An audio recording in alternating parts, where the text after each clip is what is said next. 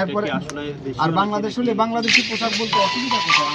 আমরা আপনাদেরকে সতর্ক করেছি। আপনাদের এখানে আমরা পরপর অনেক বছর অভিযান পরিচালনা করতেছি না এটাতে।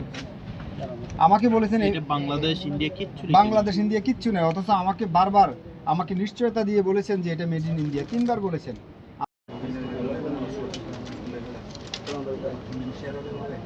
এটা ইন্ডিয়ান। আমি বললাম আবার বলেন কোথাকার এটা, তারপরেও বললেন ইন্ডিয়ান। অর্থাৎ এটা নিয়ে কিন্তু আমি খুব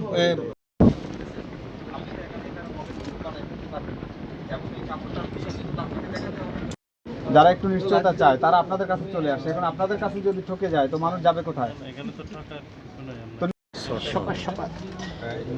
মেড ইন ইন্ডিয়া ওটা লিখে আছে বাংলাদেশ, এটাই ঠিক আছে, এটাই ঠিক আছে।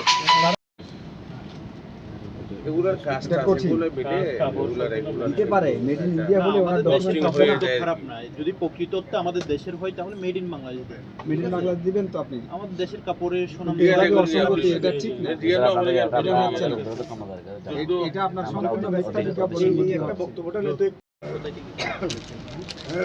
কোথায় থেকে কালেক্ট করেছেন? আমাদের বাংলাদেশে আছে, ইন্ডিয়ান আছে। কোনটা বাংলাদেশি কোনটা ইন্ডিয়ান? ওটা ইন্ডিয়ান, এটা বাংলাদেশে। একটু আগে আমাকে বলছেন এটা ইন্ডিয়ান। আমি না না হয়তো না, একটু আগে আমাকে বলেন, আপনি বলেন আমি এইটা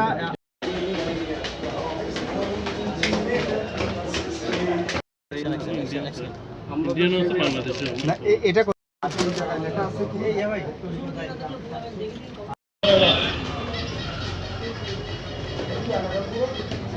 খুলে দেখাবেন?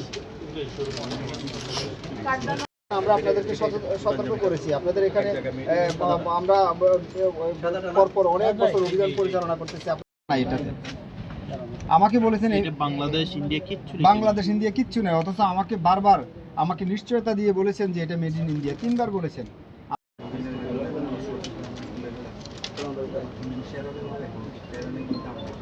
এটাও ঠিক না, কারণ এখানে আপনার মেড ইন ইন্ডিয়া, এখানে দিয়েছেন আবার মেড ইন বাংলাদেশ। তো তাহলে এখন কাস্টমার কোনটা ধরে নিবে? কাস্টমারকে এটাই দেখাবে অরিজিনাল, এটা কাস্টমার এটা নজরে পড়বে না, কাস্টমারের এটা নজরে পড়বে না, বুঝছেন? এটা কাস্টমারের নজরে পড়বে না। এটা কত বড় অসঙ্গতি দেখেন।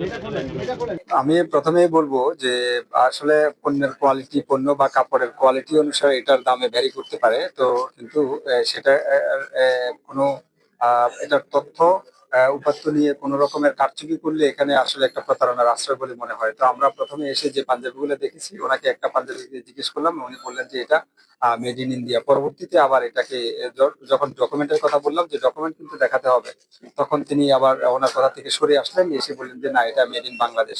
তা আসলে কাস্টমারকে কিন্তু মেড ইন ইন্ডিয়াই বলবে বা সুযোগ পেলে মেড ইন সুইজারল্যান্ডই বলবে বলে আমাদের কাছে মনে হয়, কারণ পাঞ্জাবিটার দাম হচ্ছে 13,900। তো ডকুমেন্ট তো দেখাতে পারেননি। এরপরে আমরা আরো কিছু পাঞ্জাবি দেখেছি যেটাতে মেড ইন বাংলাদেশও লেখা নেই, মেড ইন ইন্ডিয়া লেখা নাই। আরেকটা পাঞ্জাবি আমরা দেখেছি সেটার মধ্যে মেড ইন ইন্ডিয়া লেখা, আর একবার ট্যাগের মধ্যে লেখা আছে মেড ইন বাংলাদেশ। তাহলে কোনটা? উনি বললেন যে ট্যাগটা ভুল, যে স্টিকার যেটা আছে সেটাই নাকি কারেক্ট। তা আসলে এটা একটা বড় ধরনের এখানে অসঙ্গতি তাদের এখানে আমরা দেখেছি। তো আমাদের এখানে আমরা এর আগেও তাদেরকে জরিমানাও করেছি, তাদেরকে সতর্কও করেছিলাম। তারা বলেছিল যে এই অসঙ্গতিগুলো তারা দূর করবে, আমাদের দেশের পোশাকেরও ভালো মানের হতে পারে, সেই মান অনুসারে সেটা মূল্য তারা নির্ধারণ করবেন। তবে আমাদের দেশের হলে অবশ্যই মেড ইন বাংলাদেশ লেখা থাকবে, আর ইন্ডিয়ান হলে মেড ইন ইন্ডিয়া লেখা থাকবে, এবং এটার পর্যাপ্ত ডকুমেন্ট যে প্রতিষ্ঠানে তাদের বিক্রি হবে সেখানে তাদের এই ডকুমেন্টগুলি থাকবে। আপাতত আমরা এই প্রতিষ্ঠানকে এই তাদের এই অসঙ্গতিপূর্ণ প্রচারণার কারণে আমরা তাদেরকে 1,00,000 টাকা অর্থদণ্ড করেছি, আর ভবিষ্যতের জন্য সতর্ক করছি এরকম অসঙ্গতি যেন আর ভবিষ্যতে না থাকে।